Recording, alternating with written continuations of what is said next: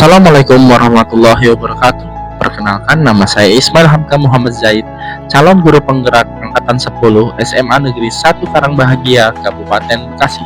Pada kesempatan kali ini saya akan membahas tentang koneksi antar materi budaya positif. Berikut adalah kesimpulan mengenai peran saya dalam menciptakan budaya positif. Materi pembelajaran yang telah saya pelajari pada modul 1.1, 1.2, 1.3, dan 1.4 memiliki keterkaitan yang sangat erat antara satu dengan yang lainnya. Budaya positif di kelas dan di sekolah dilaksanakan sesuai dengan tujuan pendidikan menurut Ki Hajar Dewantara, yaitu menuntun segala kodrat yang ada pada anak agar mereka dapat mencapai keselamatan dan kebahagiaan yang setinggi-tingginya, baik sebagai manusia maupun sebagai anggota masyarakat. Oleh karena itu, menurut KHD, pendidikan merupakan tempat bersemainya benih-benih kebudayaan. Guru diibaratkan sebagai seorang petani yang mengelola dan menuntun siswa untuk mengembangkan dan meningkatkan potensi sesuai kodrat alamnya, dan budaya positif bertujuan agar murid memiliki karakter profil pelajar Pancasila, yaitu beriman dan bertakwa pada Tuhan Yang Maha Esa, mandiri, bernalar kritis, kreatif, gotong royong, dan berkebinekaan global.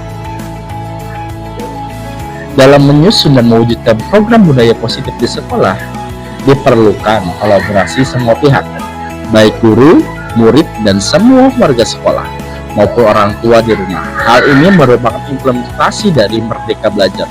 Selain itu, guru juga perlu menguasai dan mengaplikasikan nilai guru penggerak dalam melaksanakan budaya positif di sekolah, antara lain mandiri, reflektif, kolaboratif, inovatif, dan berpihak pada murid.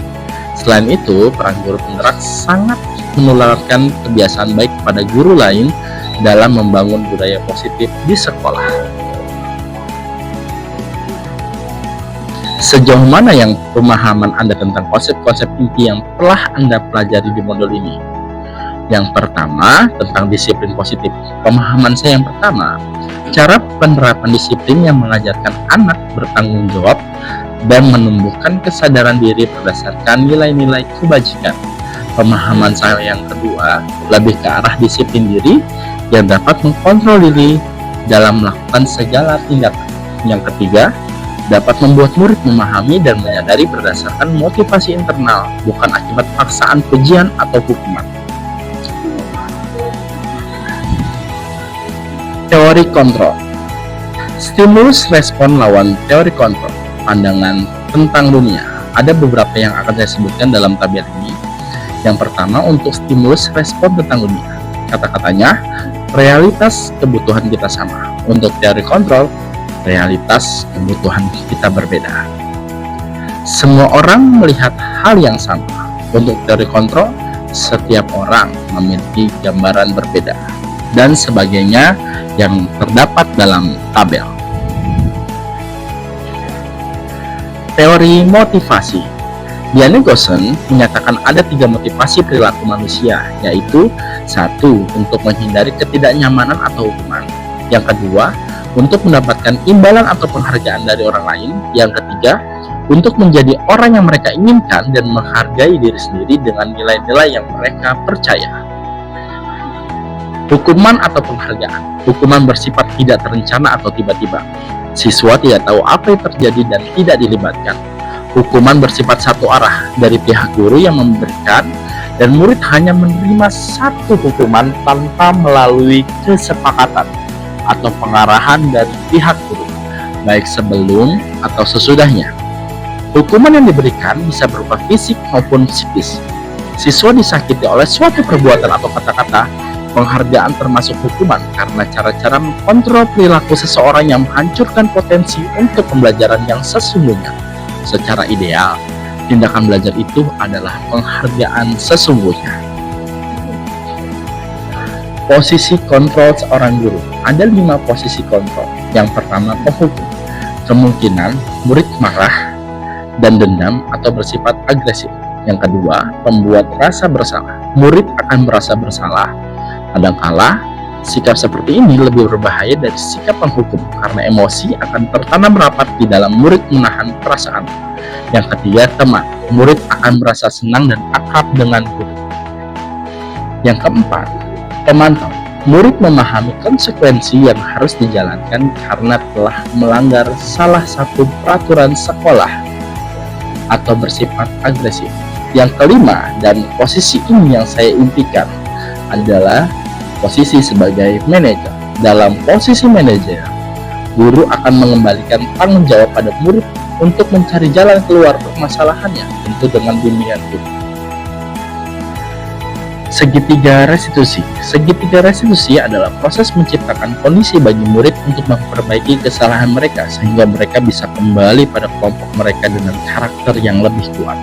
Ada beberapa 3 tahapan restitusi, yaitu menstabilkan identitas, validasi tindakan yang salah, dan yang terakhir menanyakan keyakinan.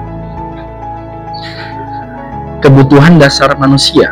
Terdapat 5 kebutuhan dasar, yaitu survival, love and belonging, freedom, fun, dan terakhir adalah power. Keyakinan sekolah atau kelas. Pemahaman yang saya dapatkan, guru berperan dalam mewujudkan terbentuknya keyakinan sekolah atau kelas dengan adanya kesepakatan antara guru dan murid.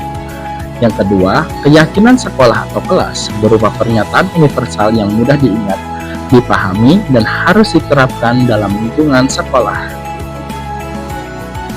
Perubahan apa yang terjadi pada cara berpikir Anda dalam menciptakan budaya positif di kelas maupun di sekolah setelah mempelajari modul ini? Selama ini, kita seringkali melakukan hukuman atas ketidakdisiplinan siswa dalam pembelajaran karena adanya pelanggaran. Kemudian berangsur kepada adanya konsekuensi yang terjadi jika terjadi pelanggaran dengan kesepakatan yang telah dibuat terlebih dahulu seperti kontrak belajar yang dibuat sebelum pembelajaran. Akan tetapi, setelah saya mempelajari modul ini, saya mendapatkan solusi terbaik yang dapat digunakan, yaitu program disiplin positif yang dinamakan dengan restitusi. Restitusi adalah proses menciptakan kondisi bagi murid untuk memperbaiki kesalahan mereka, sehingga mereka bisa kembali pada kelompoknya dengan karakter yang lebih kuat. Dosen 2004. Restitusi juga merupakan proses kolaboratif yang mengajarkan murid untuk mencari solusi untuk masalah mereka, dan membantu murid berpikir tentang orang seperti apa yang mereka inginkan, dan bagaimana mereka harus memperlakukan orang lain. Charles Bosen 1996. Pengalaman seperti apakah yang pernah Anda alami terkait penerapan konsep-konsep inti dalam modul budaya positif baik di lingkungan kelas maupun sekolah Anda? Bagaimana perasaan Anda ketika mengalami hal-hal tersebut? Pengalaman saya dalam berkolaborasi dengan rekan sejawat menjelaskan tentang posisi kontrol, dan teman saya sudah membentengi dirinya bahwa siswa tidak akan berubah jika tidak diberi hukuman. Jadi menurutnya hukuman yang paling mujarab untuk siswa yang melanggar kesepakatan kelas atau sekolah. Perasaan saya dengan kejadian tentang pendapat teman saya sejalan. Tapi sebelum saya mempelajari modul 1.4, setelah belajar, saya sangat senang mendapatkan ilmu baru dan harus segera mengimplementasikannya. Sebelum mempelajari modul ini, ketika berinteraksi dengan murid berdasarkan 5 posisi kontrol, posisi manakah yang paling sering Anda pakai dan bagaimana perasaan Anda saat itu? Setelah mempelajari modul ini, posisi apa yang Anda pakai dan bagaimana perasaan Anda sekarang? Apa perbedaannya? Sebelum mempelajari modul ini, pernahkah Anda menerapkan segitiga restitusi? Sebelum mempelajari modul ini, saya berinteraksi dengan murid berada di posisi kontrol, yaitu teman. Karena saya tidak bisa menghukum siswa, saya mudah kasihan dengan siswa yang diberi hukuman. Saya lebih memilih menyelesaikan masalah dengan bicara dari hati ke hati, dengan ramah dan tidak pernah marah-marah. Setelah saya praktekkan, posisi manajer ternyata hampir sama dengan yang saya lakukan kepada murid. Saya hanya saja baru tahu jika posisi itu disebut manajer. Perbedaannya, saya akan lebih berusaha maksimal mungkin untuk menerapkannya dengan benar sesuai teorinya. Pertanyaan yang kedua, Saya juga pernah menerapkan segitiga restitusi sebelum mempelajari modul ini, yaitu pada tahap menstabilkan identitas seperti ada anak yang terlambat datang ke sekolah, dan saya berkata bahwa semua orang pasti punya kesalahan. Mungkin saya juga pernah terlambat, tapi jangan keseringan terlambat.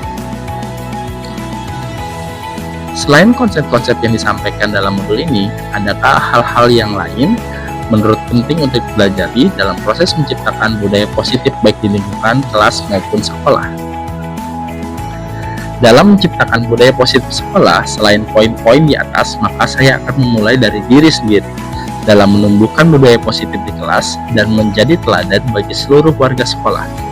Mensosialisasikan dan berkolaborasi dengan rekan guru serta kepala sekolah, penuh kesabaran, keuletan, dan positive thinking terhadap penolakan ide dan pelanggaran, serta terus melakukan refleksi dan perbaikan. Sekian dari saya. Wassalamualaikum warahmatullahi wabarakatuh.